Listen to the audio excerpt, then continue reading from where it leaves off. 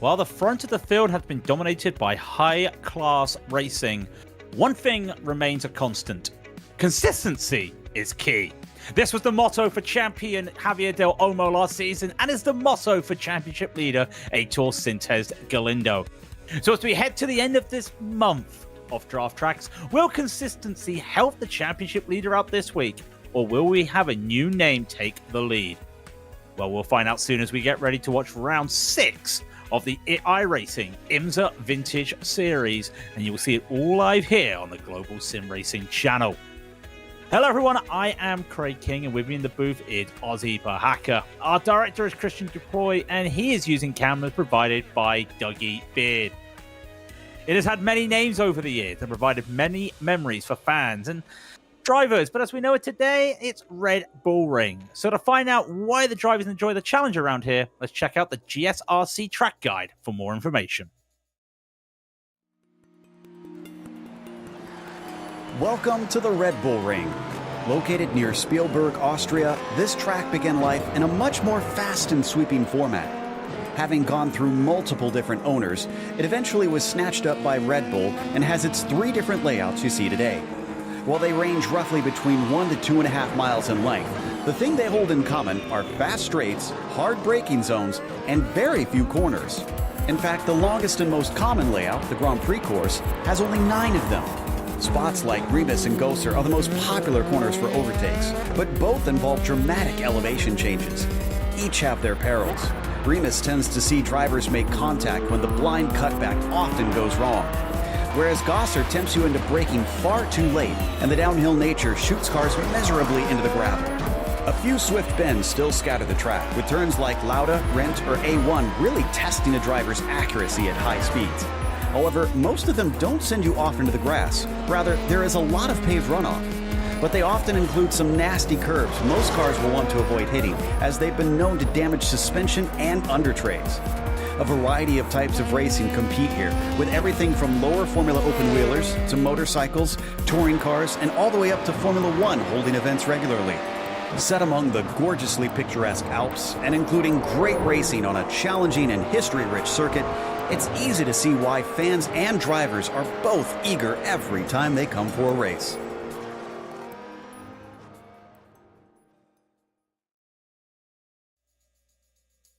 Well, that is the track guide. We're not seeing those modern day cars today. We're seeing the classics. And Ozzy, what will they be expecting out there today? In long and in short, there's going to be a lot of overtaking, a lot of action, and a lot of drafting, as you said in the introduction, Craig. So it is a track of two natures. You got the first sector, which is essentially straight, 90 right, straight, 90 right, a bit over 90 right actually, 10 downhill straight, and then you go into a corner that is just very, very tight. You can see it, Schlossgold. You can see it on the front of your picture right now. It is deceivingly tight of a corner, even if you think it's gonna be easier than the first two corners. It really isn't. Then you go into this flowing, fast middle sector and last two corners as well. Deceiving in nature, sure, but they are quite fast. So as I said, track of two sides. You got fast straights, connecting 90-degree corners, then you got some technical stuff. It provides excellent racing, little chance to get away really, so it's gonna be tight battles all the way to the end. Yeah, gotta be tight. Keep your eyes out on Remus there, turn 3 later in the race. But as I was talking about Sintez Galindo leading the championship, it's only fair we look at those championship standings, and he sits there only just in the lead from Dustin Hiroda and Andres Valenteus, keeping those two guys behind Aitor have won races this season. Valenteus is 3 from 3 this season, and behind it is still quite tight. Fabian, Eric, and Brendan all still there. Javier Del Olmo, the champion of the season last season, he is only down in 8th position there. Still got a lot to play for. How, though, about those GTOs? Well, about the GTOs, funny you should ask, because we have standings for them as well. Mickey Friesen, unlucky last week, still leads the championship by 20 points ahead of Arturas Kundelis, who has been very fast in this series in the past, of course. Noel Löneberg, how about his stat line? 2 wins, 1 second place in 3 races this season. Gets him to top 3 in the championship standings ahead of Joran van Hikse and Andreas Schuster. Tied on points with Josh Brain. Then you got Uwe Trengerade in 7th position. Doug Cloud, Emilio Di Ciari, and Torben Paulik rounding out the top 10 of this tight category. Always tight in the GTOs, and always remember you can get your action in on this yourself.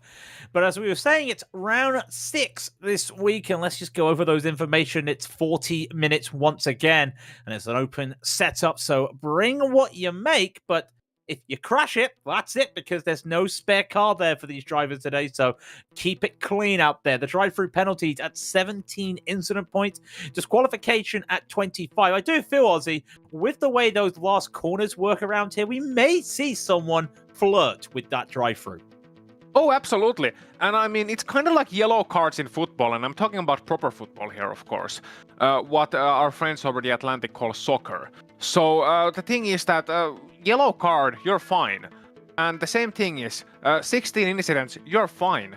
Once you get that second yellow or the 17th incident, you're in trouble. So my plan for this race would be win the race with 16 incidents. Yeah, I have done that myself. We can do that indeed. Wait, well, hold on. You've actually won a race?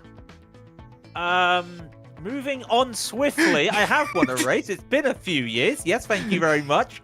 We get to the qualifying. It is slowly ending as my face goes red with embarrassment there. Valenteus is driving the GTOs today, but you see he's not there at the moment. Looks like he's going to try a last to first, maybe. We'll see. Ove Tringerade coming around. This is his second lap. It was an off-track for the first one. Hard down into Niki Lauda curve just to show you how much speed they have to do. Remember, it's going to be a difference in speed for both these classes today. In the GTPs as well, they're basically all done as well. That was Togo Husada leading them out here. Here's this turn 3, a bit of a drift. I think we might see a bit of that today. Yeah, I feel that was Uwe showing off essentially his car control, trying to go for a tiny bit of Scandinavian flick here into turn number 3. And once again, by the way, we were at Road America. I just have to get this out. We were at Road America last week. And we're at Red Bull Ring this week. And both tracks have turn number 3s. That is the second corner of the track. So that's interesting. Here's JD Rodriguez. His time is also going to be interesting. He's with number 9, and he's with the GDOs, currently in 5th position. Yeah, I don't know if JD's gonna have the time to set a lap around there. Maybe, but be a good chance to look at it as well. Also out there, Johan van Hixie, I don't think he's got time, and he's just doing some laps as well. And yes, that is Johan van Hixie, not around the outside, as you may have seen on the iRacing social media this week. But it's going to be very interesting to see as Van Hixie has pulled over, Trengare's pulled. JD's the last man out there. Not going to set a lap time, I feel. This corner, you've talked about before, Schlossgold, number 4. That is number 4. That middle bit is at a turn 4, like on the straight. We've seen a lot of incidents in the real world racing around here. I don't know what we'll see around here today, but it is a tough call. Well, Lewis Hamilton's not here, so somebody maybe has a chance to survive around the outside. Oh, I was thinking more Lando Norris, but okay. Oh, yes. I was thinking Lewis and Albon. Yeah, yes, that is true. Yeah, there have been some moments there, but just due to the nature of that rundown as well. And like you said, it's not really a 90-degree corner. It's a very tight corner out there as we let the timer switch on down. Qualifying will be done. And when they start shortly, it will be. As I was saying, we didn't see much of the GTPs today, but it's Togo Hisada who will lead them out today. And beside him will be a name that many people will be happy to see at the front there. It is Javier Del Olmo, who will be in P2. As we get the wait for the tower as well, I can say in P3, Timothy Reed, and look at that name in 4th. There's a little bit of a tear in my eye because after half a year, Lars Olsen returns. I was going to say the menace, but no, he is a brilliant racer. I was trying to find like an evil. There's no evil there. Lars Olsen in 4th. Dylan Freckleton in 5th. Aitor Sintez Galindo will be 6th. Dustin Hiroda 7th. Brendan Lynn will be 8th, with Javier Mascara in 9th and Guillermo Alvarez in 10th. And we get to the second page. It will be Diego Mastreda, who will be in 11th, Bjorn Ackerman 12th, and then Matthew Cockerham in 13th. Emilio Pereira will be 14th, Stephanie Leslie in 15th, Antonio Alvarez will be 16th. David Galaz-Quilles will be 17th, with Sami Jovanen in 18th. Sebastian Hayek will be 19th. Kelton Armstrong will be 20th. We'll have one more page of GTPs as Doran Maya will be the last timed qualifier, and then Rento Puscio will be 22nd. Guillermo Martin Gonzalez Diaz 23rd.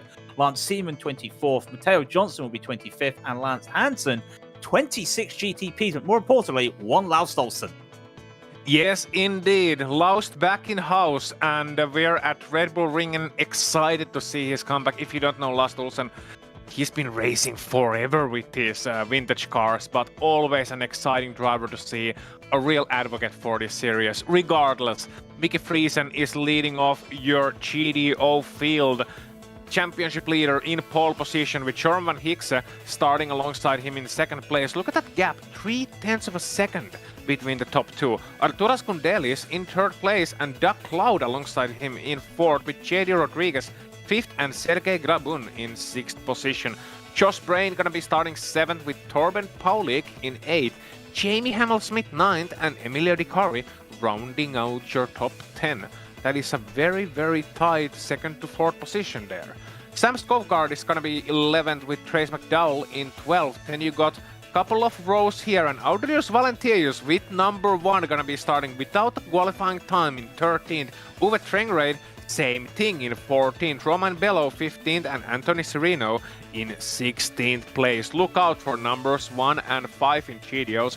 I can tell you that much. Overtaking here, Craig, it is doable. Some say it's even easy, but when you're in that rush, in the traffic jam, heading into turns 1 and 10 up the hill into turn number 3, it's gonna be tricky. Gonna be tricky, and it is such a tight corner turn 3 to make many overtakes, so we look forward to seeing what can happen out there today as the cars start their full formation lap. Information on the track out there today, well, it's a track temp of 73 Fahrenheit, 23 Celsius. More importantly, there's no wind. Look at that, it is a calm day on the hills.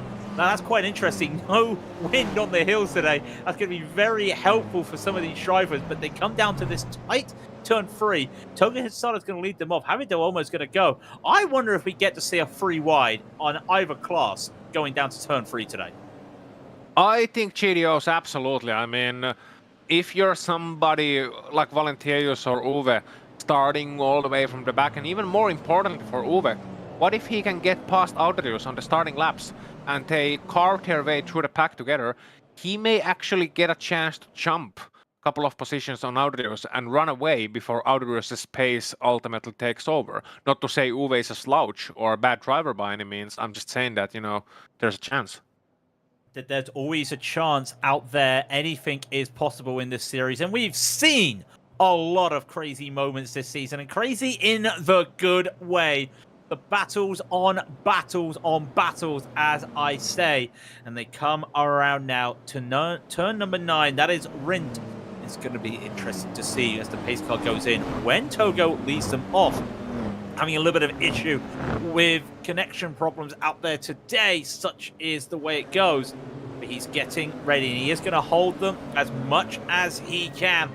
Waits for the green flag. Pace car is now in. The green flag goes. He is not going to hold them off. It's a bit of a late start. That might be a bunch up in the middle of this field. Is there going to be a look from Timothy Reed? They're going to go free wide straight into this corner. Timothy Reed's made a mistake. He collects one driver. I think that was Dustin Hogan. There's massive chaos in the background, though.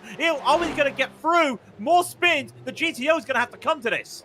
That's a weird start for the GTOs. Look at them, most of them a single file already, very early start, which is what you can do if you made a cap. Mickey Friesen making a very smart choice of starting all the way back from the last corner. And here you can see what it leads to. Some of the Nissans are trying to get up to speed. Meanwhile, here's your 3 wide. Oh, not quite. No, that's not your free wide, but breaking news. Valenteius is out of the race. He tried to jump a free wide. There was carnage and slowed down at the start of the race. And unfortunately, he got hit by a Foreman Pollock who had no control. Massive drama at the start of this race. There will not be a victory for the first time this season for Valenteius. Well, I sure hope somebody picks up that phone, because I think I called it. There was a free wide, just not what we expected. No, I meant the difficult start for Audelius and as well as Uwe. I mean, that was always the risk, isn't it? When you're starting from the back, you're gonna run into all sorts of trouble in those first corners. The speed difference alone, and then you don't. It's very difficult as we're watching these guys navigate the first lap and watching the GDP lead battle as well. It's very difficult as a fast driver to try and anticipate what somebody who is 2 or 3 seconds off your pace will do. Where will they brake? What will they think? Because you're used to the type of thinking that you see in front half of the field. But drivers with less experience might think differently. They might react differently to different situations, and you're unable to anticipate it, as we see a bit of a mistake there. Yeah, bit of a mistake there from Bjorn Ackerman. Jamilio Alvarez as well. I can report Timothy Reed towed, Valenteius towed. Dylan Frackleton in the pit, Sami Juvonen in the pit. Laus Olsen caught damage as well as Alvarez there, getting a little bit cold. See, that's Stephanie Leslie, but Alvarez with all that damage. Half of this GTP field is carrying quite a bit of damage. As you can see, Sinted Galindo trying to make this crazy move around the outside of Matthew Cockerham. That is a fantastic little move there around Worth. Fantastic driving there from Sinted Galindo. He realizes after everything that's happened, he needs to catch up because of what happened at the start of that race. And I believe it was due to somebody else. I can't remember who actually started that damage, but it did back up the field. Aitor's in 6th. He's 9 seconds behind the leaders. When we just saw a spinner in the background as well, and we are getting a replay of the start. So here you can see what happened. And yeah, just going to the inside, and I think that started it all off. A little bit of a braking mistake. Couldn't quite see who was in the red car there, but a little bit of an error on the braking. Going to the inside, which started essentially a chain reaction of drivers seeing a lot of smoke, making avoiding moves in anticipation and just, you know, barreling together. And when you go toward 2 and 3 wide in such close situation in turn number 1, that's always going to lead to a disaster. Yeah, it was Timothy Reed there. I think he kind of got himself a little bit caught out. He had a good run just because of the confusing start by some of these drivers. So he tried to take advantage, did not work. A little bit of a pile up there, and it did cause a lot of damage. I saw Laus Olsen with a lot of damage. He was in 4th. He got caught up in that. So did some of the other drivers. It looks like the top half of the field will be the ones battling today, as is Josh Brain out there as he is in this battle with Kundelas. The green on the red, and Kundelas just has to play it easy out there today, but he knows if Josh has that run, he will look for it out there today. Oh, absolutely. I mean, why wouldn't he? And but more to the point, you're right. He's looking feisty early on, and he's looking like he's got a chance. Once again, not the greatest of qualifying performances for Josh Brain out there, starting in the back half of that top 10, but he's showing why he's sitting in 5th in championship standings right now, just 1 point behind Jordan Van Hikse, tied with Andreas Schuster, because he's got that racecraft, he's got the consistency in racing situations. You look at the points he scored this season, 13, 15, 16, 13. That is consistency. He knows his pace and he knows how to achieve those, not necessarily top 3 results, but around the top 5, yeah. Sam Skogard and Roman Bello in the back of the GTO field had a little coming together. Skogard lost control of Worth, so Sintet Galindo makes the move stick with the downforce. The GTOs don't have the downforce there and losing control. We're keeping our eyes though on Van Hikse. The cheese wedges are looking to see if they can punch a hole through this air, and Van Hikse does have the speed here on Mickey Friesen. Will he just wait? He's going to play it safe. He could have made that move. He decided against it. And to me, that almost feels like it's a little bit of fuel saving. Might be a tiny bit of fuel saving out there. Another thing I'm thinking of, don't let too many of these guys back up to you. Essentially, try and show confidence in the pace of Mickey Friesen and try and show that, okay, you're not going to fight. That means that Mickey Friesen is less likely to close on the inside, which is going to make both of you slow down to the corners. Essentially, what they're trying to do is make a gap. Not necessarily to JD Rodriguez as we're watching this battle, but to Doug Cloud, Arturas Kundelis, and rest of the guys behind them, trying to make it from a 6, 7, 8 horse race into a 2 or 3 horse race, which is going to benefit all 3 parties that managed to break away. Going to be interesting in a moment. The next lap, or the middle of this lap actually, GTP leaders will hit the GTO field, the back of the GTO field, not the 3 leaders we're looking at right now. Ator making that move stick as we saw as well. I can report Sami Juveren has towed the car as well after a moment. Lap times have really skewed in the GTPs at the moment. That's why we're not seeing a lot of GTP battles. Some cars are holding damage, other cars are not, but we'll keep on to it. This is the battle that's going on. Matthew Cockerham looking to try and hold off. That is Stefan Leslie and Guillermo Diaz, who is trying to move up the field. Diaz plus 14 for the day. Matteo Johnson plus 15. He does have the speed. He does have a clean car. Just got to make sure he doesn't overdo it. But just behind Matteo Johnson, losing some time, going almost into the back there of Diaz.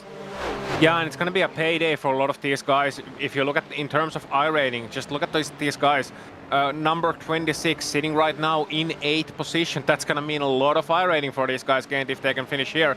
You got 25, 26, 23, and 33, I believe it was, on the outskirts of top 10. These guys survived lap 1, which was the most important thing so far. And they can now show off their ability and their capability in a very grand stage, fighting for very meaningful positions. So it's also a great chance to for these guys to show what they can do, but also for us to see what they can do.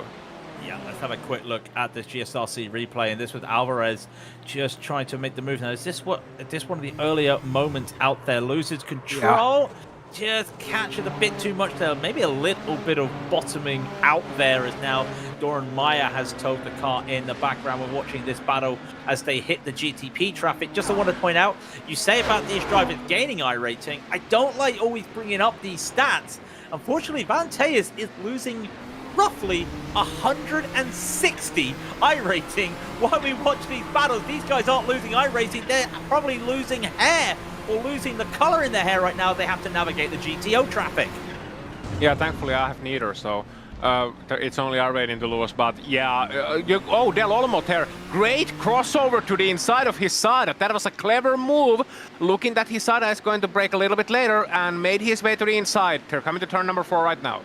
Going to turn number 4. Now, can Hisada hold this around the outside of Schlossgold? No, he can't. That is such a tough corner. A small bit of an overlap there, but he has to yield the position, using that camera really well. And Hisada's thinking, ooh, I might be able to make a move. He gets a little bit squirrely, though. And now he's just going to have to sit back and wait. Josh Brain and Arturus Kundalis is there. Now, this is brave from Del Olmo. He is a GTO veteran, so he understands where the GTOs have to go. He was in one of those classic battles around here once before. And that move, that game sense, or racecraft, sorry, that allowed him to gain a second on Togo Hisada there. It will come back to him if the traffic doesn't work for him. But that's a real good heads up there from Javier Del Olmo. Yeah, I was a little bit scared, honestly, for Del Olmo, because one of the rules I like to abide to... Oh, and Björn Ackerman goes into the wall hard! Well, that's what you get for having an anime car. That's what you get for trying to squeeze through the middle of a free wide and just puts the car in the wrong position there. He goes around, he takes out Roman Bello with that as well. The GTP that was with them survives, no one else goes, but... yeah, that was just such a very interesting decision there to try and split the middle with Van Hixie. Is now getting tied up here. The top 3 in the GTOs tied up with the top 2. Shortly will be third place in the GTPs, and Togo got nowhere to go. This traffic is not being good for him at the moment. No, not at all. And I was about to say earlier on, I was wondering what Del Olmo was doing there, because he broke one of my rules. Never go around the outside of an GTO. I mean, you can do it sometimes, sure, I've done it sometimes, but usually you want to take it to the inside rather than outside. But he was able to read the situation well, and then Hisada got some additional very painful traffic into the penultimate corner, which caused him to slow down even more, forcing him to slow down even more, waiting behind the GTO all the way through that fast bend. So yeah, Del Olmo was not only able to make the overtake at the crucial time, the right time, but also able to create a gap, which was just perfect for him. And here's Ackerman, and why was he... I'm not quite sure. That may have been mechanical in nature as well. I'm not sure why he peered left there. He was 3 wide, there was plenty of space, but he just veered a tiny bit of left. Maybe spooked by the Nissan on the right, I don't know, but that was a very weird situation. It seemed to me like there was something more than a driver error going on there. Well, I can report, if we're doing this NASCAR style, he's out of the medical facility. I can report he is citing netcode, for netcode actually hitting him to the left. We can't validate that is what he's saying. I think he does have a point. Regardless, though, this is going to be interesting if you're JD Rodriguez, because while the top 3 in the GTOs have managed to stay together, just having the odd car just come by every now and then is not helping. But JD's doing a good job trying to keep up with Van Hixie and Friesen. He realizes this is the battle now. These guys are now 3 seconds ahead of Doug Cloud, who's in 4th. They've got every ability. There's Doug. You've got every ability now to just stay like this for a while. Pull that gap a little bit further before they start going hell-bent for leather to making some moves, because if they start battling now, that 3-second gap to the rest of the field could go away pretty quickly. And bingo, you hit the nail on the head there, Craig, old chap. We were talking about this earlier on as well, like, yeah, Fries and Van Hixie, they weren't fighting each other. Van Hixie wasn't trying to make a move because they were trying to break away. And JD realized what was going on, was able to follow them through, and now they have a breakaway. Meanwhile, Doug Cloud, bit of contact there with, I think, Arturas Kundelis there, and there is a GDP trying to make his way through as well. That's Cockerham, and being able to successfully do so as these Audis continue to battle. Now, who's gonna be stronger here? Cloud still challenging on the inside. Is he gonna get the exit? No, I think Kundelis has the advantage there, but gonna be around the outside to the next corner. So that's gonna be a very interesting battle here. But Doug Cloud, look here. He bows no man, no gods, no masters for Doug Cloud. He is just challenging Arturas Kundelis on the inside and able to make it stick, I think, close the door. Not quite able to pull it off. So Kundelis there trying to take the inside once again. Doug trying to block it off, but being a gentleman, leaving one car with him. That's enough for the Lithuanian driver who finally takes the position. But can Doug come back? Yes, he can! To the inside! Awesome! They're holding back the Nissans who gotta be pulling their hair out right now. Let us through! Honking the horns that they don't have. But of course, these guys battle. They have no blue flags. And Doug Cloud emerges victorious. Maybe not from the war, but at least this battle. That all started with Kundelis having to run into turn 1, but could not get the exit he wanted. And as we talked about the top 3 working together, Kundelis decided I had to run. I'm not waiting for turn 3. Yeah. I'm going to go down to Niki Lauda. That's what's happened. They have lost 2 seconds to the leaders because of that battle. Really good battle, and you saw the GTPs going by. That was Diaz getting the overtake on Matteo Johnson because of those guys getting bunched up there in that battle.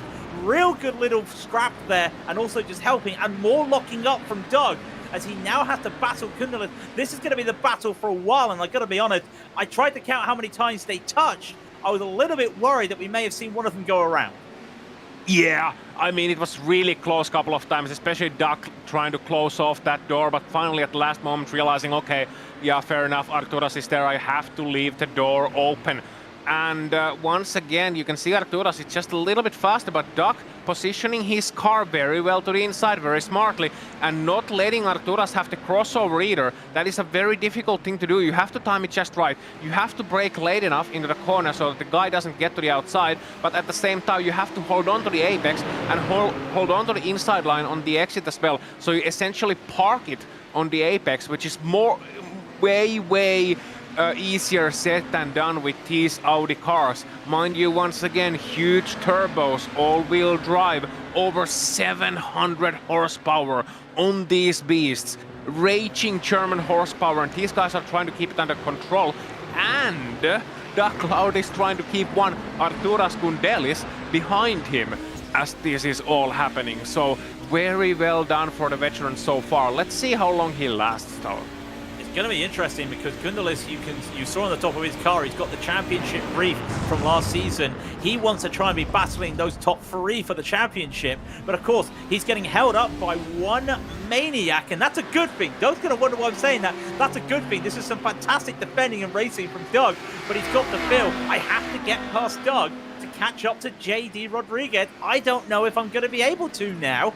And we go quickly to a GSRC replay. This was Doran Meyer earlier in the race. Had a moment, had to turn. I believe his race is done for the day.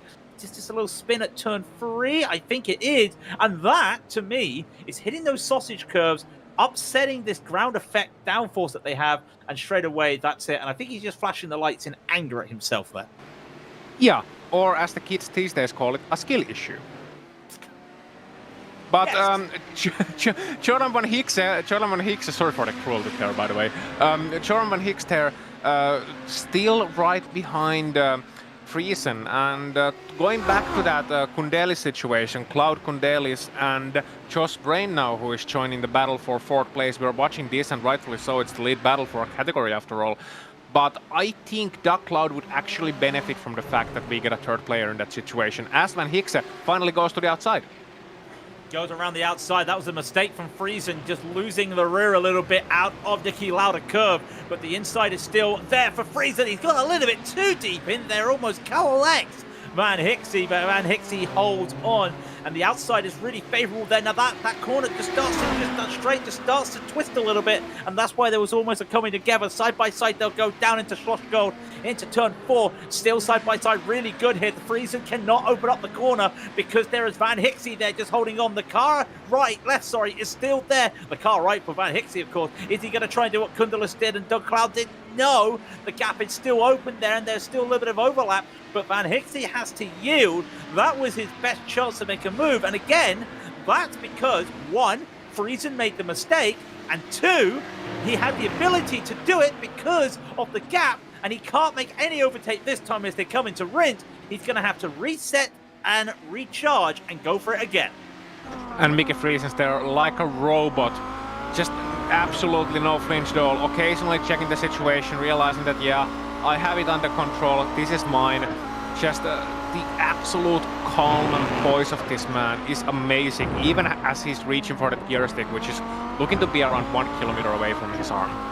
Yeah, we brought it up last week.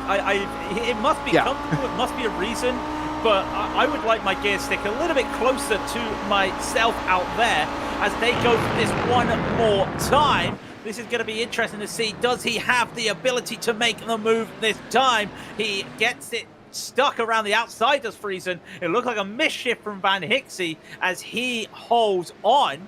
I was going to start saying, remember we said the traffic comes from traffic giver when it comes to the GTP leaders.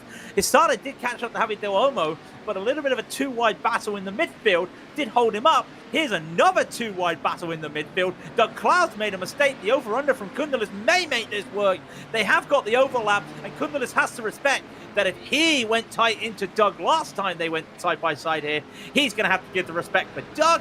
They're still holding it side by side. This is something you're going to hear for quite a bit today. Surely they're not going to go side by side through work.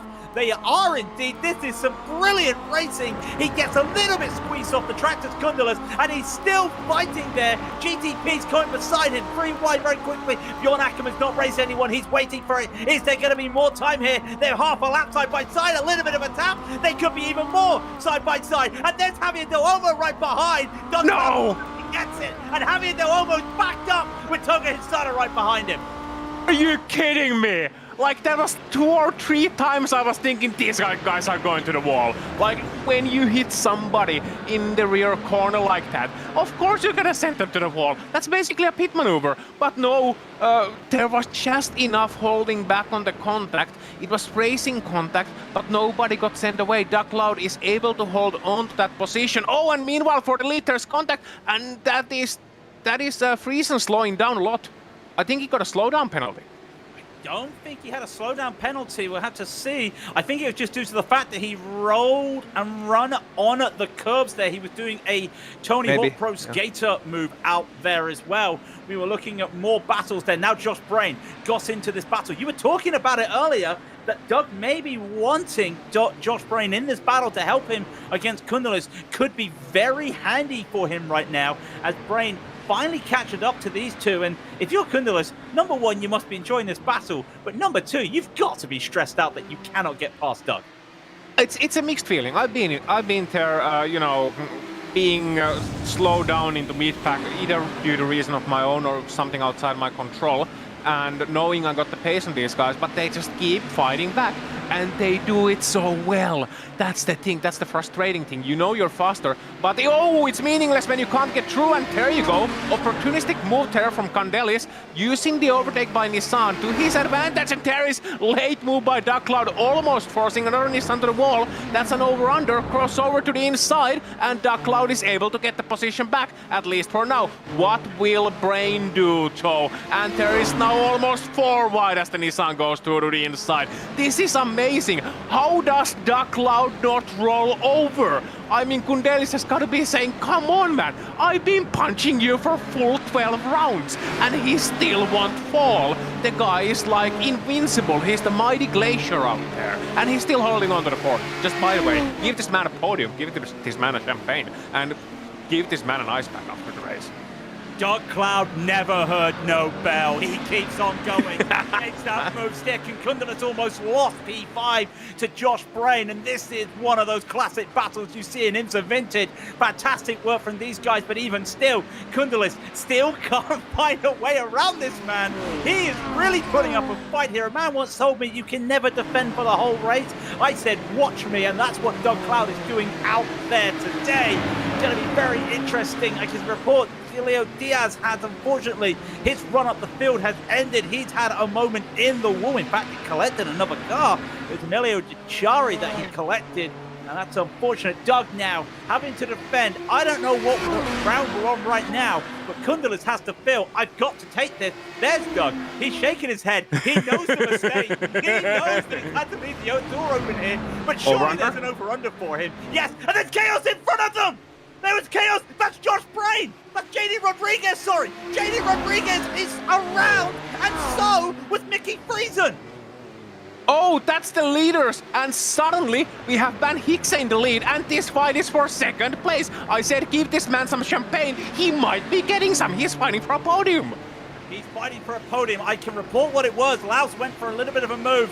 He could not turn into Niki Lauda in time, and Friesen had to start turning in. It was a mistake there from Laus, and unfortunately that collected Friesen. That also collected JD Rodriguez as well. They've lost a bit of time, and now is it a little battle? And thankfully, because of what happened, Doug has a little bit of space here. He's not out the slipstream, but he's still there. Yeah. Here's that moment, and it's just it's a little bit of a late move there from Laus. I think he'll accept that as well. Yeah, I would be very curious to see that again from another angle, though, because it looked to me like, well, not entirely on Laus, just from that angle, it looked like maybe slightly, Mickey was turning slightly early into the corner. You know, just turning too early, essentially turning to the side of the car. Maybe couldn't see that late move from the Nissan coming, absolutely. And maybe, yeah, there should have been a patience would have been a virtue there, but I would be curious to see another angle. Regardless, as we don't have one, we must focus on what's going on. Olmo Hisada, it's back.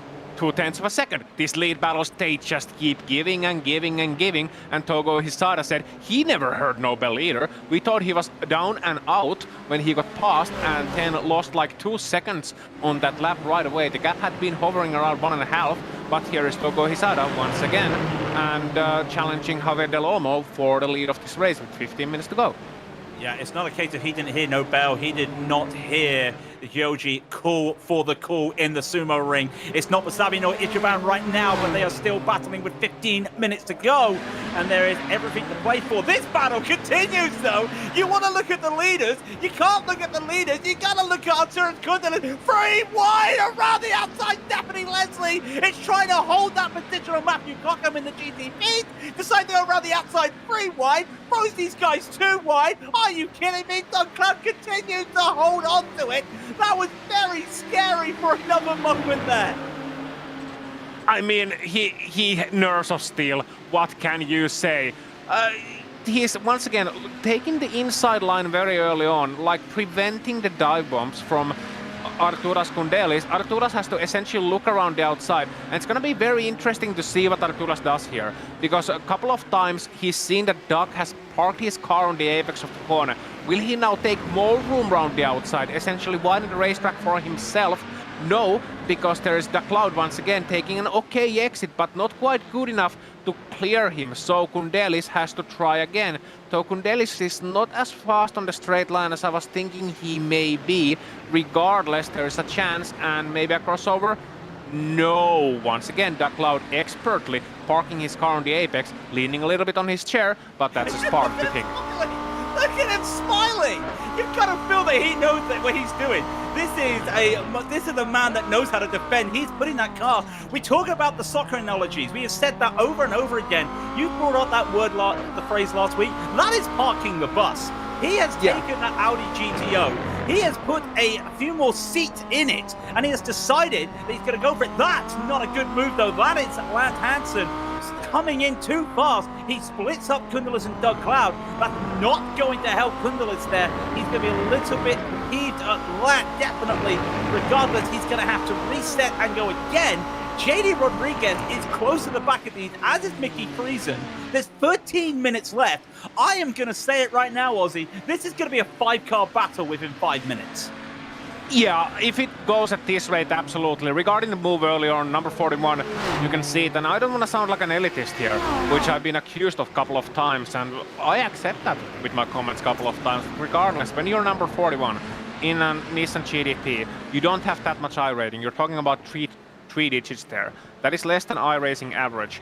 And that means that you're going to be lacking in some things that the more experienced drivers have. Now, there are 2 reasons mainly that one has low iRating usually. 1, they lack pace, or 2, they lack consistency, in that they may either have pace that is sufficient for higher ratings, but they never finish a race, or they don't have the pace that is sufficient. And in a lot of those cases, when you have pace that is not when you have pace that is sufficient, but you lack consistency, you may be looking to change the series. For example, coming into IMSA Vintage, you look at the Nissan, you think, okay, it's a difficult car, but I'm a good driver. and I can be a fast driver with this car. But the thing is, when you don't have that experience and that consistency and that maturity sometimes needed to finish a race, you're gonna make those moves that you think are on and maybe disrespect the other drivers a little bit in progress, and gonna put yourself in situations where you think it's all right, but other drivers may not be expecting it, and as a result of that, you're gonna have an accident. So that is unfortunately a common thing across many series. This is not excluded, but this has a far better conduct than many others. Regardless, that is just one explanation of what we saw there and why people may be a little bit worried when they see high numbers with the Nissan GTPs. We're watching Doug and Arturus go around. While that was happening, I can report Toga Hitsada made the move around the outside of turn 9 on Javier Del Olmo. Yes, made the move around the outside of Rindt and then got himself blocked by Ove Trengerade because Ove was taking his racing line, lost the lead again, lost that lead for just half a second. This is Arturus Kundelis. This is going to be good. I think he's got a little bit of an over-under here. It's going to be very interesting to see what he can do. It's not going to happen this time. How are those gaps, though, faring? Because Mickey Friesen's had a bit of a moment out there. JD is on the back of Josh Brain now, and more tyre locking up there from Doug Cloud.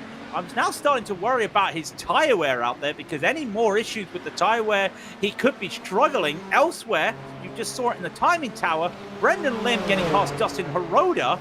And here is Dustin Hiroda. That's for P3 in the GTP. We haven't talked about the rest of the GTP field.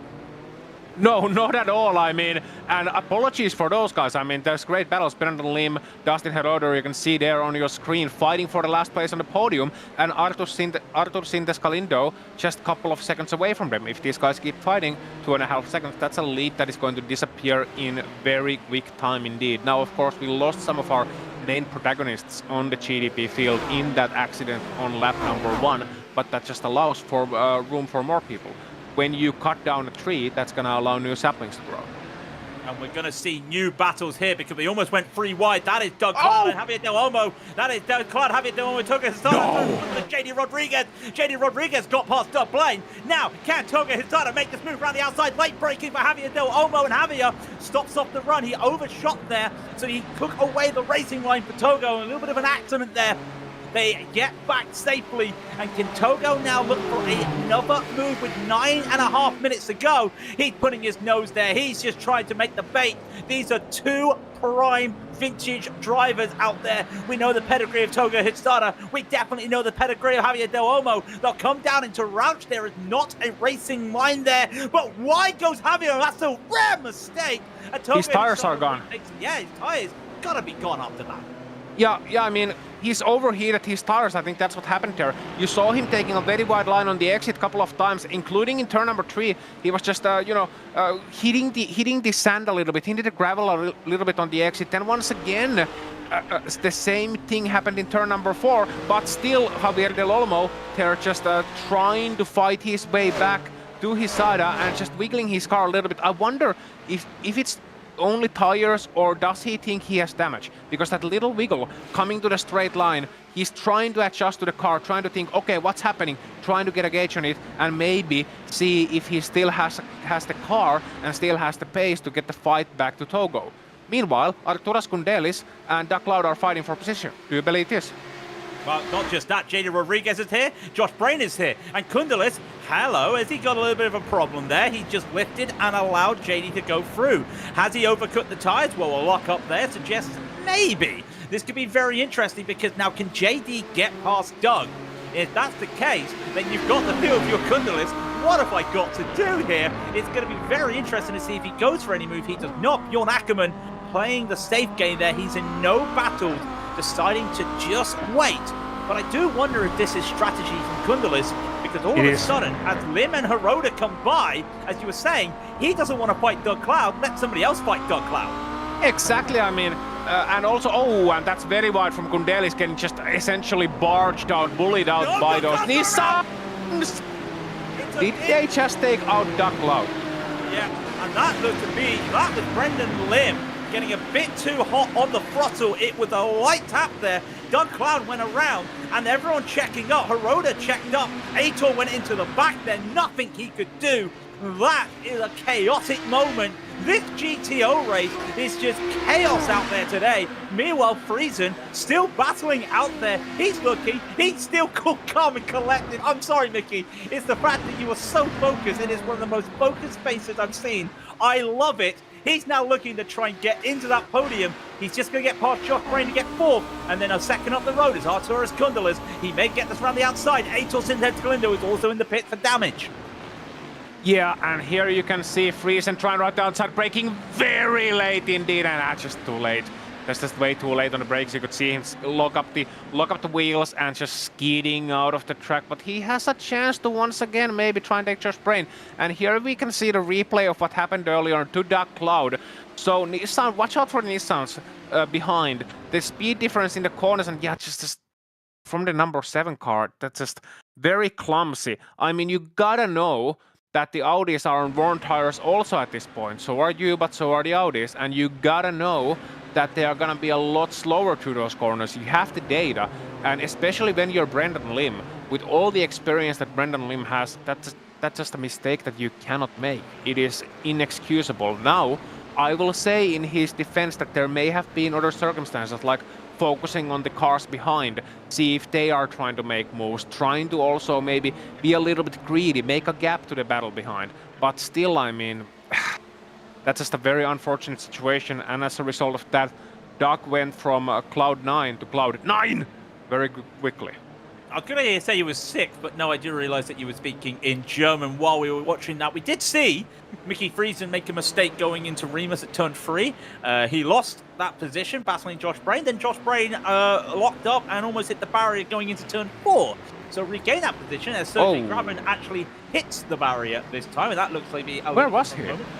No idea there, actually. If I'm brutally honest, I'll have to take a look. But here's Mickey Friesen battling on Javier Delmo, Tokyo Sasada. You're not missing anything about that. But as you were saying, that Brendan Lim moment, it did look like he was overtaking one GTO and just took a bit too much speed. We've all been there, but in the situation, it was not right. Somehow, Kundelis is in third, and he's going to be feeling, well, I finally got past him. Now what? So essentially, what this all boiled down to is a battle between Arturas Kundelis and Mickey Friesen in a podium position with 5 minutes to go. Yeah, exactly. That's what it boils down to. Here is Kelton Armstrong having a little bit of a moment coming down. That looks like coming down into Rauch. It is. That's a bit too much. Tries to save the car. Tries to say, I can hold it. The car says no. Uses the gravel to slow down. That's one moment out there so far. Aitor is still battling. He had to pit for damage, and he's somehow only come out in 8th position, which is kind of balmy. That makes him -2 for the day, but still, he's in a battle here with Matthew Cockerham. He's going to look for this overtake here. Got to be careful. Doug Cloud is up ahead. That's a GTO just slowing everyone down. Gets a really good run. That's just experience there to just show, I know there's a car ahead. Let's back out the corner first before we go for the move. Won't be able to make the overtake on Cockerham right now, but he can set himself up down into turn 4, and the over-under just fails him a little bit. Yeah, and might be still a lot of damage in that car, mind you, with Sintes Galindo there. Meanwhile, Hisada and Del Olmo, it's not over yet. 3.5 minutes to go, and the lead battle is still raging. They got plenty of space behind them. They got no way these guys are gonna hold back now. It's gonna be fight all the way to the end. They got Nissan traffic and they got Audi traffic ahead, and Del Olmo looking to the inside, but once again, maybe his tires deceiving him, realizing that he can't brake that late, and at the exit of the corner, same thing, just a little bit too aggressive on the throttle, catching that turbo lag and spinning his rear wheels on the exit. Perhaps not expecting it, and also you come over a little bit of hump at the exit of turn number 3. What's going on here? Hello? 3 wide! 3 wide! Are you kidding me, Matthew Cockerham? Aitor Sintet-Galindo goes wide. He's gonna come back! He's gonna have to take a slowdown for that, but Matthew Cockerham somehow makes that 3 wide stick. They're gonna continue to try and fight this battle. Stephanie Leslie gets ahead. Absolute mayhem out of nowhere, but now Aitor serves the slowdown. He gets it through. He's now at the back of Stephanie Leslie. Can he take this move? He wants to get up to P6. He's gonna try it. He's gonna try it. And wide goes Leslie, and he will get it. Leslie will go wide. That may allow Cockerham to make the move. This is all very interesting as well, because behind, Mickey Friesen's got past Arturus Kundala's just in the background. There they are, just in the far shot. Aitor gets ahead. Leslie gets ahead. They come together. This is going to be chaos. But Leslie is going to roll back onto the track. Everything's okay. Everyone gets by. No, Friesen's had to hit the brakes. That could have been very dangerous out there. Yeah, very dangerous indeed. Like just coming back from Leslie coming back on the track, Friesen realizing, oh, there's a GTP in the middle of the track all of a sudden, and now the GTP is gonna have to come back and overtake them once again, and that's gonna be a very hairy situation with those overcooked tires. Regardless, Friesen is ahead and Kundale is still behind, fighting for the last spot on the podium, with Josh Brain just 3 seconds behind him, and that situation solves itself fairly quickly. Now on board with Kundelis, who's gonna be thinking, you know, I'm tired of looking at taillights this race, because that's what he's been doing for the last 38.5 minutes. Well, he's gonna look at some taillights some more. And in a race where he perhaps did not have the best of pace, whether it's due to damage or the car setup or something else going on, just not enough practice this week, whatever might be the case, I think his car looked a little bit slow on the straight line all race long, which leads me to believe that maybe there is some damage going on that number 2 car. Regardless, Kundelis, if he finishes 4th, he can absolutely pat himself on the back. If he finishes 3, I think that's the 3rd. I think it's a little bit better than really he expected from this race after being stuck behind Doug Cloud for so long. Well, it's going to be interesting because the leaders of the GTP, Sasada and Olmo, are on the white flag, and they're just a couple seconds behind these drivers. Brendan Lim as well, just here. He's going to try and get the P3 over. Trengare's made a mistake. Here is Del Olmo. Here is Sasada. What can be done right now? Sasada's going to be held up from Doug Cloud. That's not what he wanted. He did not realize he could do it, but the respect from Javier Del Olmo. He understood the situation. He will wait, and he gives that position back. This is also vital because that GTO battle could have been to the flag. It won't be. Javier, does he have anything left to give?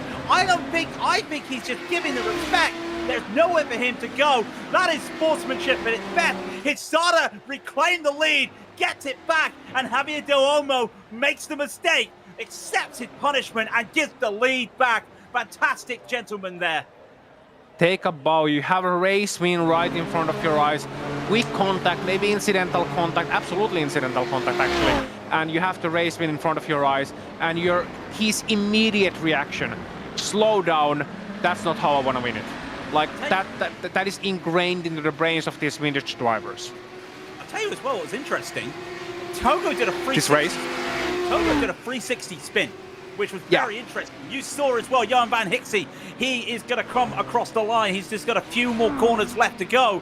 The only battle we're keeping our eyes on is that battle for the podium, Friesen versus Kundalis. But this is Van Hixie's day. It was very in control today. And even though everything fell around him, he kept standing like the plinth in Trafalgar Square.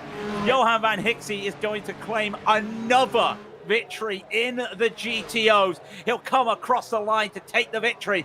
JD Rodriguez is slow at the moment. Has JD run out of fuel? This is very interesting. JD's run out of fuel. Arturus Kundalis goes around the outside of 9 and the outside of 10, and JD will hold on to the lead, but in the drag race between Friesen and Kundalis, they're bumping, and I don't know who's got it. Friesen! It's going to be Friesen by half a second.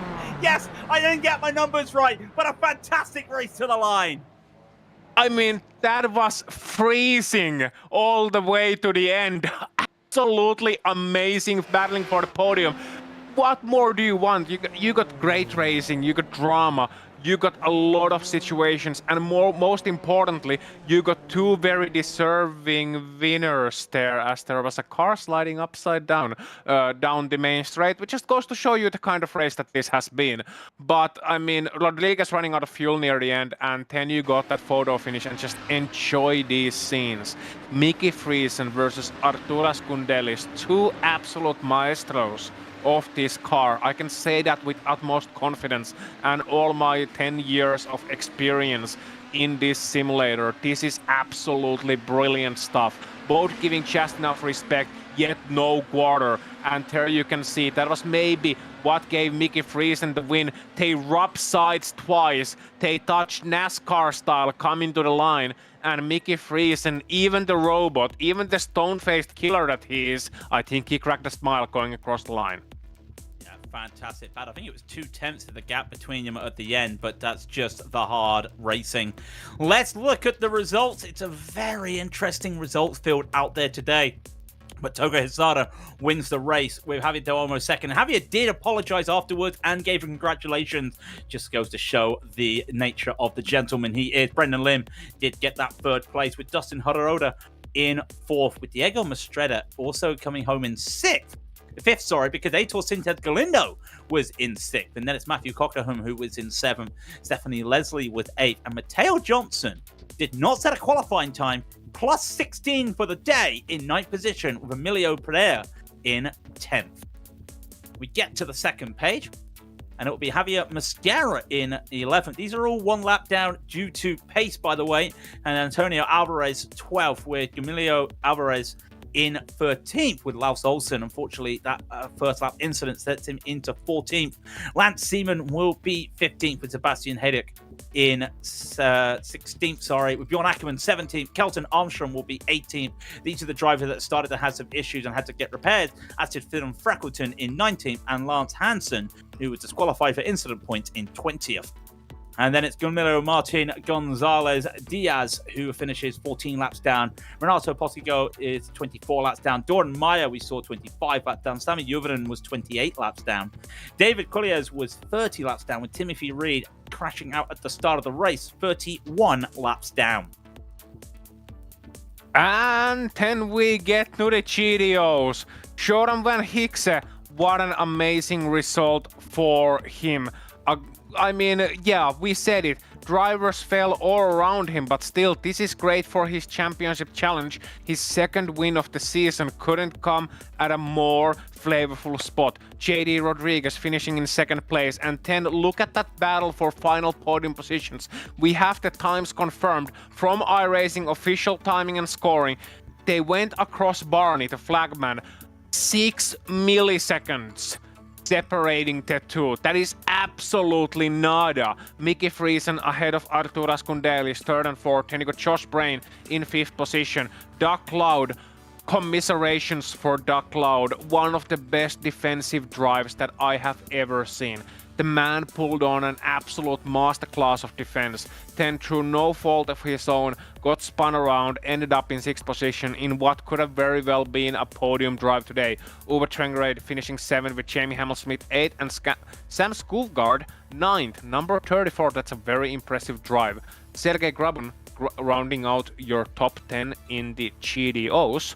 And Emilio Di Ciari finishing 11th, with Torben Paulik 12th and Trace McDowell 13th. All those drivers aforementioned, one lap down, just 3 retirements: Roman Bello, Audios Valentieus and Anthony Cirino.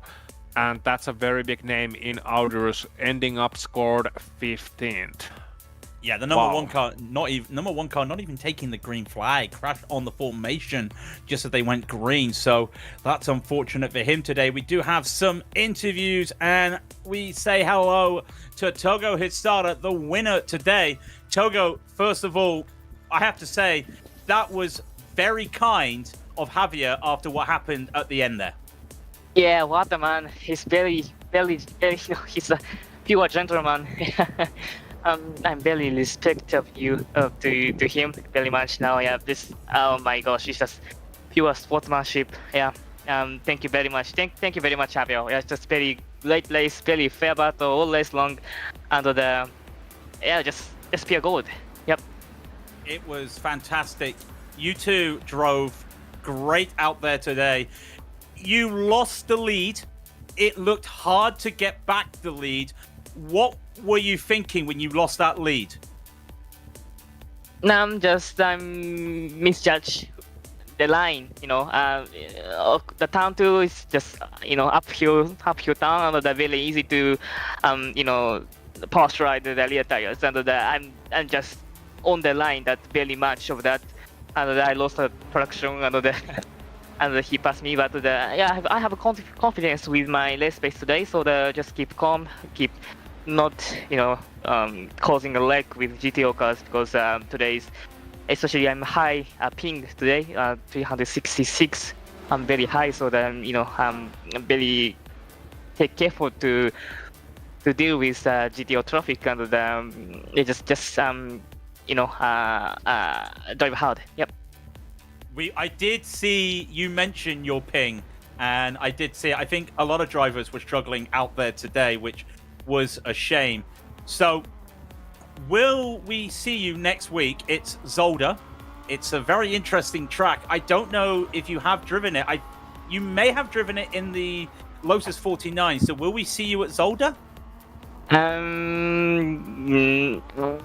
I will try, but personally, the Zolder is my worst truck.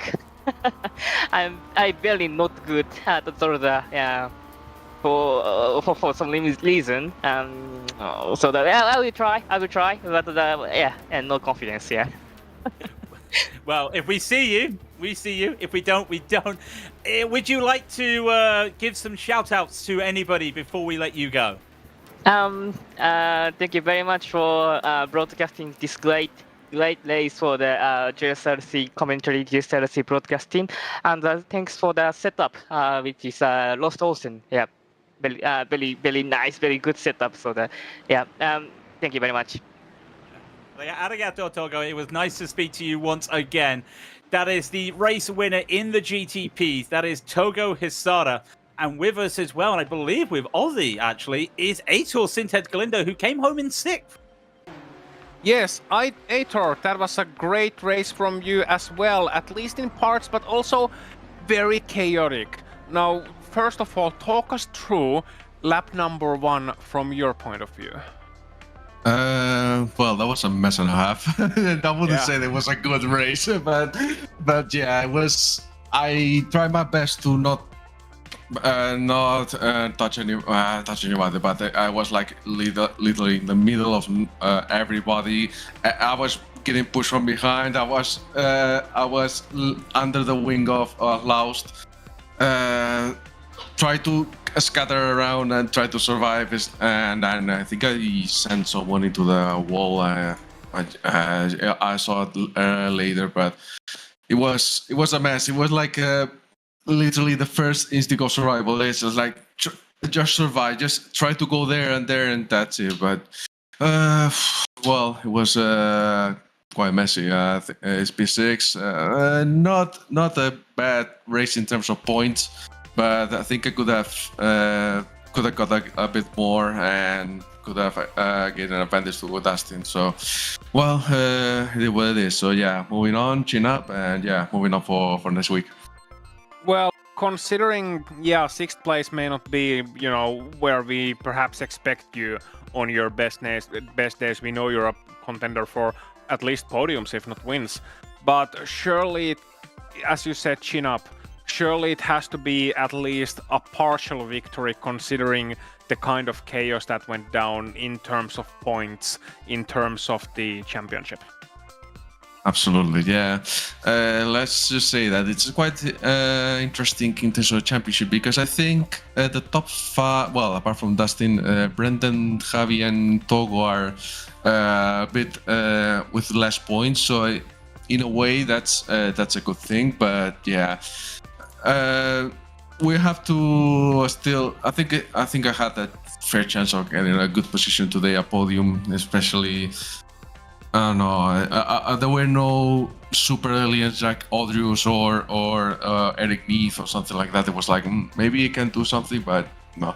But yeah, I got Togo in the end, so I guess it's a win for me, because we are very very friendly. We are friends, so yeah, it's like good win, Togo. So yeah, it's a good race altogether, but yeah, it could have been better.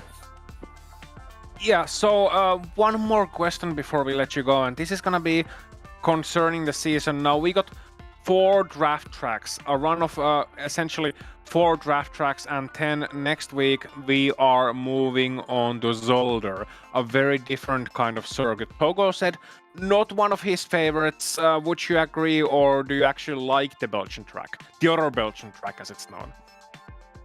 Totally agree with Togo. I think it's a very small track for multiclass. It's going to be especially chaotic in the chicane. I think the triple chicane that there is in the middle sector is going to be a mess again with the slowdowns. I've seen people having the slowdowns all the time there, and it's frustrating. Well, it happened to me as well, because today I had 22 incident points because I had to go for the off tracks, because otherwise I wouldn't be much slower. It will happen the same next week. So again, if it's 40 cars, is going to be another chaos, especially there and on that section. But yeah, we have to see for that. Probably the chaos will benefit me this time. So yeah, we'll have to see. We'll have to wait and see indeed. And if you want to see what happens next week as well, make sure to tune in next Saturday at 6 p.m. GMT. Now, either I'm gonna thank you for the interview, and if you want to thank somebody, or if you have some any greetings to send, then feel free to do so. Well, as usual, thanks guys for the interview and the race itself, the broadcast. Family friends are watching, and yeah, welcome back, Laust, especially, and yeah, see you guys next week at Zolder. Yep, see you later. And Craig, I believe the microphone is yours. Oh, thank you very much for that. That is going to be all she wrote for the day. So I'm going to give a thanks to our team, Ozzy, Christian, and of course, Dougie. Now make sure to check out our social medias, all of ours there, and our website, and our merchandise store. And don't forget to subscribe to our YouTube channel so you do not miss another moment here on GSRC. Now, Ozzy was saying next week is the next race of the series. It's Zolder, the 22nd, 1 p.m. Eastern on the American side there. So do check that out, and also other broadcasts that we have listed here for the upcoming week. As Adam and I like to say, we hope that you've enjoyed joining us today as much as we've enjoyed bringing this race to you. So we hope to see you soon back here. But until next time, race clean, race hard, and we will see you on the track.